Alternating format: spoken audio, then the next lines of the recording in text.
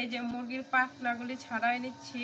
এখন কিন্তু আজান দিয়ে দিচ্ছে, তো খাওয়া দাওয়া করে কিন্তু চলে আসলাম আবার খাওয়া দাওয়া আয়োজন করতে। তো এখন কিন্তু মুরগিগুলো বেছে নিচ্ছে, আর মুরগিগুলো বেছে তারপর কিন্তু রান্না করব। মুরগি কষাবো আর হলো আলু দিয়ে হালকা ঝোল করব। আর একদম ভেজা ভেজা করে মুরগিটাকে রান্না করলে আলু দিয়ে খাইতে কিন্তু বেশ ভালো লাগে। তো পশমগুলো আস্তে আস্তে বেছে নেব ছাড়াই ছাড়াই। তো শ্বশুর একটু আগে মুরগিটা দিয়ে গেল, হ্যাঁ। তো মুরগিটা এখন বেছে তারপর কিন্তু রান্না করব। তরতাজা মুরগি খাওয়ার স্বাদই তো আলাদা, এটা তো সবাই জানো। আর মুরগিটা আজকে আমি গরম পানি ছাড়া ভাজবো, কারণ গরম পানি ছাড়া ভাজলে মুরগিটা খাইতে খুব টেস্ট লাগে।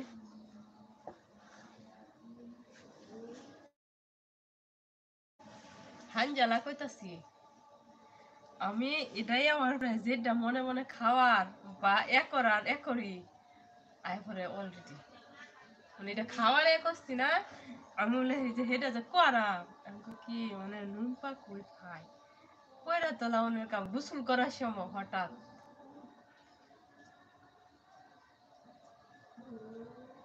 একসাথে মায়া হচ্ছে।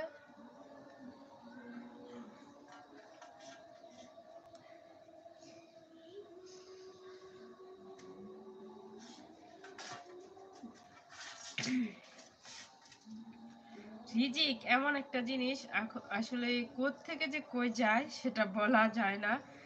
সন্ধ্যার সময় গোসল করলাম, গোসল করার সময় শুধু বললাম মনে মনে, তাও প্রকাশে না। আর না আনলে তো মনটা নষ্ট হয়ে যাবে।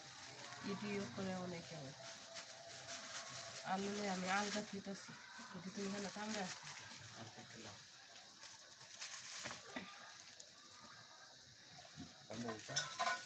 না বানলে যদি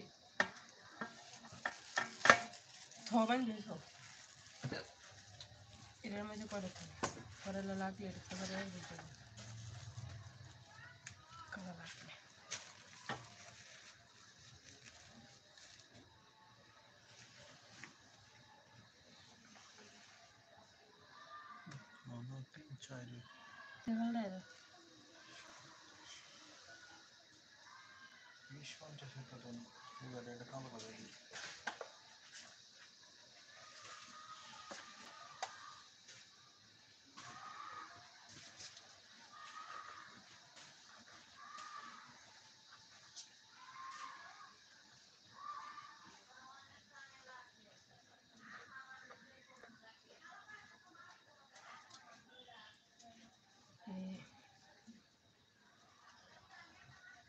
তো মুরগিটা ভালোভাবে বেছে নিচ্ছি, আস্তে আস্তে করে বাছবো।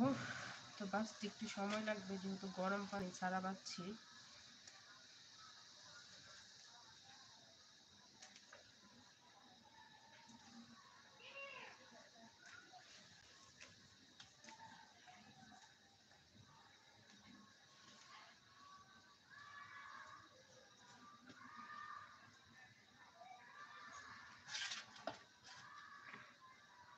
তো পাখনাগুলি বাছতে কিন্তু খুব মানে শক্তি লাগে, মানে পাখনাগুলি অনেক শক্ত। তো